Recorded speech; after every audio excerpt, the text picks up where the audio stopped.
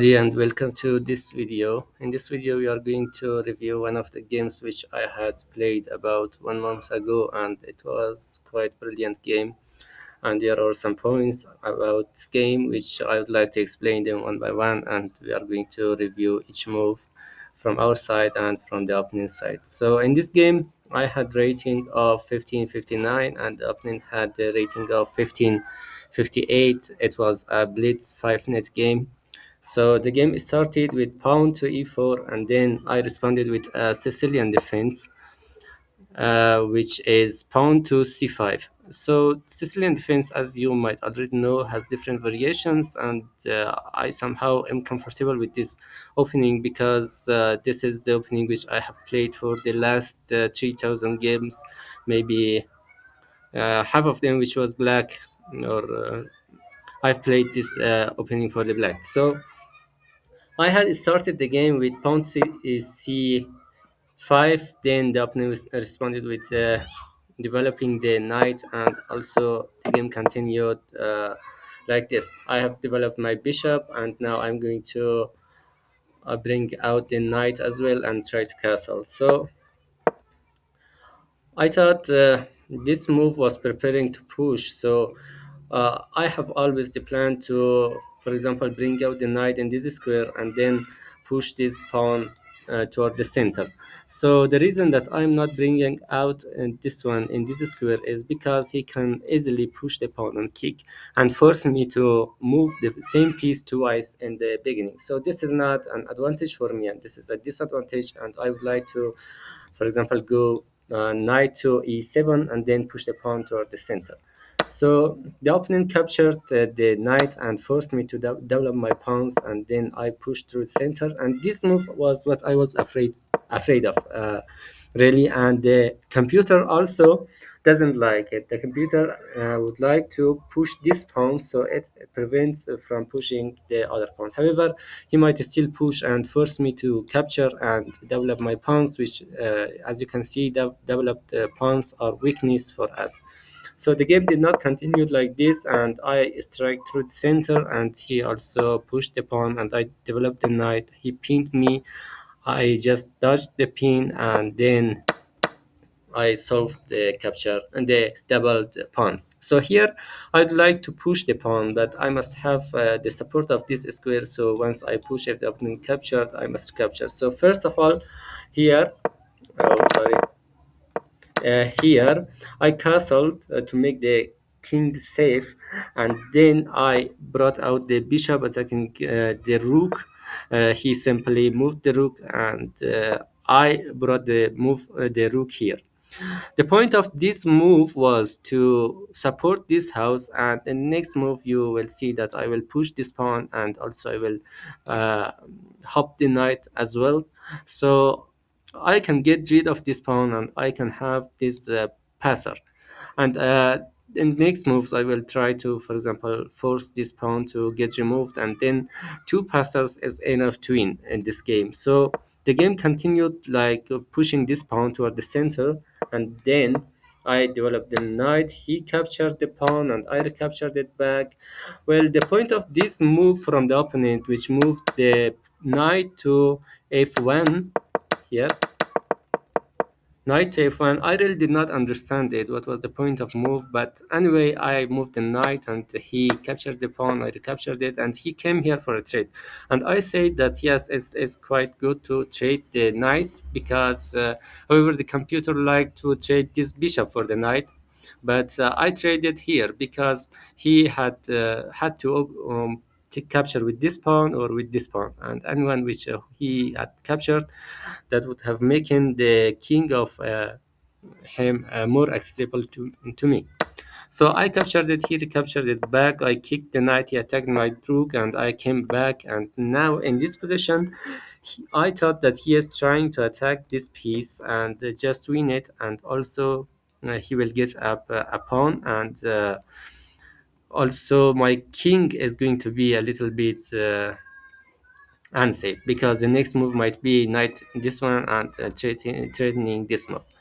So anyway, I simply moved the king to defend that pawn, and then he moved it back sorry, he moved the pawn as well, and then I developed the rooks. I don't know what was the point of this move, but maybe I was aiming to push the pawn, but that was actually defendable. I don't know what was the point of this move. I don't remember at that time. But anyway, he came here attacking my rook. I moved the rook, and then he decided to become problematic because this is somehow blocking uh, these two files, and my rook is quite useless here. So this is so annoying for me as well. I traded the rook for bishop and a pawn. At that time which I traded this piece, I did not notice that I can capture, instead of capturing the pawn here, I can capture the rook in this diagonal, but they often noticed and simply removed it. Anyway, now I have two passers and I can just simply push them toward the promotions. So he came here and then I pushed it again, and then he moved the knight. I brought the bishop here, and now I'm threatening to capture this pawn and pick up the rook. And he actually knew it and went to defend it against my move. So the game continued like capturing this knight, which was the defender of that pawn, and then I captured that pawn. And this move is quite good and quite annoying for the opponent, of course, because this bishop is not letting the opponent to get out of this back rank, and now I can just push the pawns and threatening to do a back rank mate on the opening. So let's see how the game continued. I moved the rook to defend this undefended pawn, which was coming with a check, and then this undefended pawn, which was getting attacked by the queen. So this move was saving both of them from the attacks, and then he attacked my pawn. I moved it. He now has forked my pawn and my the queen at the same time. So I moved the queen as well. Then he came here. He moved the rook this way. I really don't know what was the point of this move. Anyway, the opponent made this move. So this is quite, I don't know. Somehow I might be able to say useless. So anyway, I moved the pawn and he captured the free pawn, and then I moved it again, and now I'm threatening to do a backgammon on the opponent. So he cannot move the rook anywhere on this line, because I will promote and then capture the rook, and then I have two other pieces which are going to join the party and checkmate the opponent. One rook is enough to do the checkmate business on the opponent. So the opponent defended this checkmate by moving the square, the rook to the this square, or somehow by sacrificing it. Anyway, Grand Damis or Grandbadis sometimes says that if you find a good move in on the board, try to uh, look for a better one. And in this position, this was the exact thing that happened. I was just rushing through the game because I had the winning position and I had the 2 minutes and 22 seconds time on the clock, and the opponent had also enough time. So I captured this rook. I think, yes, I have captured this rook and the opponent captured it back. But the best move here, or the move that the engine was recommending, and I did not think at that time about it, was to move the rook in this square. So if I had moved the rook in this square, then the opponent could not capture it with the queen, because he would have lost the queen. For example, if he had captured it with the queen, I would have captured, and then he had to capture it. He could not capture it simply because this was actually made. So the opponent had to, for example, take maybe with this rook, and this was also a mistake because now it's also a checkmate. So anyway, this position was lost, losing for the opponent. So the game did not continue like that, and I just captured the rook, and now I'm attacking the rook. I have just sacrificed the rook. This was actually the brilliant move that I got through this game.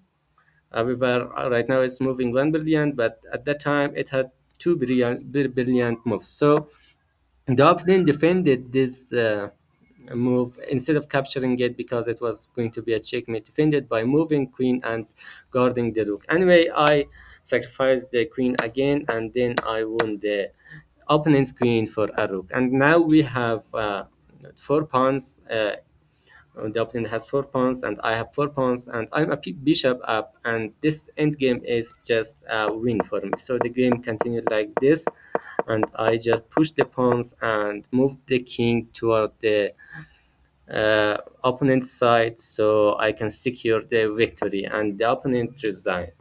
So this game was quite brilliant game, I think. However, the accuracy was not that good, and it was only 82%. But still, I could take advantage of my position and win this game. So the lesson that I had learned from this was never trash through a game, because we have there might be multiple other choices that we can lose them by rushing. So thank you for watching this video. I wish you have learned something from it, and I wish you to become the best of your version in chess and in the life. So thank you for supporting me as well, and have a nice time, everybody.